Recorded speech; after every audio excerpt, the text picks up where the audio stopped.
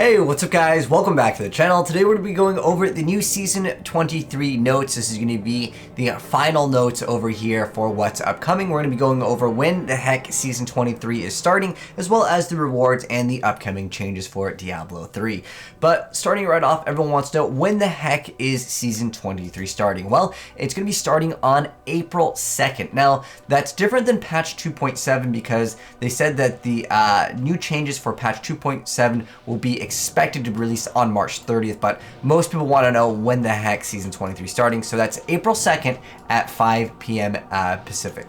And then moving on to the new rewards here for Season 23, as well as they usually reintroduce other rewards that they had from previous seasons. So these are the seasonal cosmetic rewards, as you guys can see over here. The most important thing that I think a lot of people want to get is this little like dragon pet. And then on top of that, there is also another pet coming out. It is another Lakuni cub pet, and there's another portrait frame. So that's kind of cool for other things that you can unlock for Season 23. Now on top of that, the Hadrig's gift for the sets over here with Monk, we got Rymet. With Demon Hunter, we got the Unhallowed Essence, Crusader, the Rolands, Wizards, Talrashas, Barbarians, Wrath of the Waste, Witch Doctors is Helltooth Harness, and the Necromancer is the Bones of Rathma. But things have definitely gotten changed with some of these patch notes, so I'm going to be updating you guys on what's to come.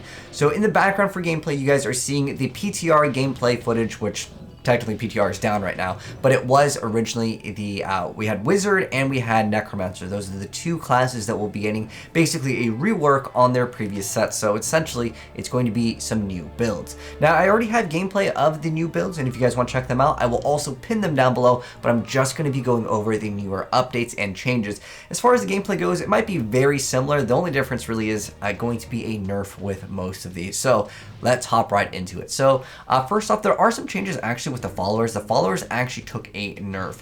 It's specifically the Scoundrel with the ability for Knight's Veil. He had this cloud that would cover an area, and then everything under that would be guaranteed critical hits from 5 to 10 seconds. It is heavily nerfed, and now it is 2 to 4 seconds. So that's really the only change with the followers here. But the other changes here with the Wizard as well as the Necromancer are going to be the following. So with Teleport, they adjusted the Wizard's teleport animation speed. I'm guessing this is going to make it so there's less of a delay in between, especially when you use the new Firebird set. This actually matters quite a bit. So this would technically be a buff. And then with Land of the Dead, Invigoration Skill Rune now removes all resource costs. So I think this is going to actually have something to do with the perma invincibility with the Captain Crimson set. So essentially this is going to be a nerf as well. And then with the Rathma Shield passive, it's pretty much not going to be utilized, I would say, for most builds. Previously, you were able to just keep it up 100% of the time, but that's no longer going to be the case. So with the newer item changes, this is the changes for the Necromancer. So the 2-piece bonus of the Bones of Rathma, it used to be a 1-second cooldown every single time the minions would attack and deal damage, and then it got nerfed to 0.25. Now it is 0.5, but it's only going to be affecting the permanent minions. So it's a buff and a nerf. So there's other minions that would expire as a certain duration, and those ones used to work off of that. So this is overall probably going to be a buff for most people. There'd be like the mages or anything again that would be more of a temporary unit that you would have. Now, on top of that, there is another change with the 6-piece Bones of Rathma, which you guys are seeing gameplay of in the background. Now, this change is so small over here, so you used to have no cap on this. So with the 6-piece set, each permanent active minion increases the damage of Army of the Dead and Bone Spirit by 500% up to, it used to be 8,500 and now it's just 9,000. It's a really small change, so technically, yeah, it's a buff. But then on top of that, they also did change the Bonds of Selena, which were the newer braces. These are a new item that has just came out into the game for Season 23 and, of course, PTR in 2.7. But it used to buff up the Bone Spirit and Army of the Dead. Then it went to Bone Spirit. Now it's going to be Army of the Dead deals 75% to 100% increased damage, or double this bonus against an active target of command skeletons. I'm not sure if people are going to be really utilizing this at all, because I think you need to buff up one of these, because as of right now, you're still not going to be able to spam the Army of the Dead over and over again like you used to be in the old first iteration of the new Army of the Dead gameplay. That was way too OP, but on top of that, it felt really good. Now, again, with this, you're just not going to be able to upkeep it and basically spam it the whole time. And then with Bone Spirit losing on that massive damage bonus, I'm going to just play Bone Spirit, not Bone Spirit, but Bone Spear, because it's way better overall. I just don't see a very huge incentive to play this now that it's basically getting a nerf. Yes, I understand it's getting a buff in one department, but I still think that in order for us to really want to play this, it needs to be good enough in terms of the damage. Now that you've capped the number, it's just too hard to maintain, to be honest, I would say, for most players. But moving on to the Wizard. So the new Firebirds, let me actually just fast forward to some gameplay over here so you guys can see the Firebirds. So this is the Firebird gameplay, and it was really, really powerful. So what they're doing is actually nerfing it in lots of different ways. So with the 2-piece bonus, you would use Disintegrate, and it would ignite enemies, causing them to take 7,500% weapon damage per second until they die. Now that has been nerfed to 3,000, so it's basically like halved right there. But then it gets even worse. So with the Firebirds 4-piece set, you had the ability to start stacking these combustion stacks, and it would reduce the cooldown of teleport by 1 second, and this used to stack up to 100 times. Now it's 2% per stack, 50 times, and it doesn't really matter too much. This is not really that much of a change. Technically, I would still say that it's a nerf overall, but again, it doesn't really matter too much. It's just that you're going to be degenerating a little bit faster, but again, it really doesn't matter because it still stacks up and gets the same values, which is you're going to be able to upkeep your teleport the whole time.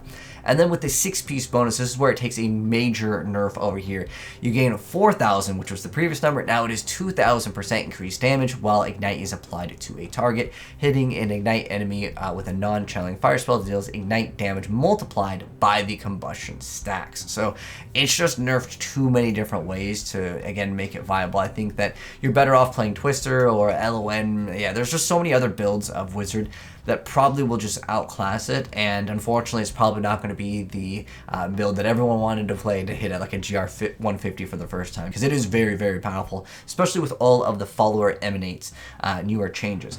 And then on top of that, they actually gave Demon Hunter a random buff over here. So they did also buff Demon Hunters, and I'll mention this real quick. So the Gears of Dreadland 6-piece set, it used to deal, your primary skills deal 10,000% increased damage. They have actually changed that to 15,000, so that's definitely a buff. But they also nerfed the 9th series satchel, so it couldn't just pierce like as many targets as possible during a certain like length of which the arrow would travel. Now they've changed. It used to be 3, and now it pierces 4 times. So that's overall just a solid buff. For a lot of speed Demon Hunter builds, it'll just straight up feel like a really nice buff, because you really don't need to hit that target that many times, because it's just going to melt everything as it just passes through at once. But that's the only real big changes here with the newest patch notes. Now on top of that, they've also, they're not buffing the Witch Doctor. Witch Doctor just took an L for this patch over here, because that was something that got changed with Gazing Demise. And then also one other thing that it will be nice, a lot of people did have to roll a Witch Doctor to get certain pants, the Swampland Waders, and now you don't have to actually get that. You can just get the Blackthorns pants, and those will actually have a random elemental damage affix. So that'll actually be quite nice. So when you pick up Blackthorns, it's not a completely wasted, green item that drops on the ground. So that is overall the nice new change. Now, if you're wondering, well, what's the new seasonal buff? Well, it doesn't really have one. What it really comes down to is the follower system. So if you guys didn't know, the follower system is getting a complete rework, and they are updating it. This is like the big change over here, and I have a dedicated video that will also be linked down below in the pinned comment. I recommend you guys check it out. It'll show you the best builds for every single follower. Pretty much the Scoundrel was like arguably the best for like 90% of people that are interested in like pushing higher tier content, because you were able to get that 100% crit chance. It has been nerfed. The other followers are still viable. Like, if you want to, you can still play the Enchantress. The Enchantress is still, I would say, a viable option, but overall, it's just really for cooldown reduction. The other one is kind of better for damage, and that's basically the newer changes here. But there is a lot of nice things to mess around with the followers to basically speed up your content and basically have the Nemesis bracers as well as the Flavor of Time amulet. Those are like the really important things that you need to be equipping. But like I said, check the video down below. It'll have everything. But that's going to go ahead and wrap things up. Let me know, guys, what you think of Season 23 so far. Again, a lot of you guys might be just interested in just playing 2.7, and you can play with all of the new updates and the new follower system that will be crossing over. You don't have to play Season 23 to actually obtain the new Emanate system with the followers being able to equip all those things. But of course, with the season journey, these are the rewards. But for me personally, I would like to see a lot more changes for specifically Season 23, even if it's like an older seasonal buff. If they just moved it over, I just want some sort of incentive to go ahead and hop into this season. But those are at least my thoughts. You guys can let me know yours down below. But thanks for tuning in, guys. And if you enjoyed the video, drop a like on it. And if you're new to the channel and want to see more Diablo content in the future, hit subscribe. Turn on that bell, and you'll definitely see it more very soon. I'll update you guys with some build guides, but I don't think that people will really be interested in playing, for the most part, some of the newer sets, because they're just outclassed by stuff that currently exists in the game. But anyways, I'll catch you guys in the next video. Have a good one, and I'm signing out. Peace.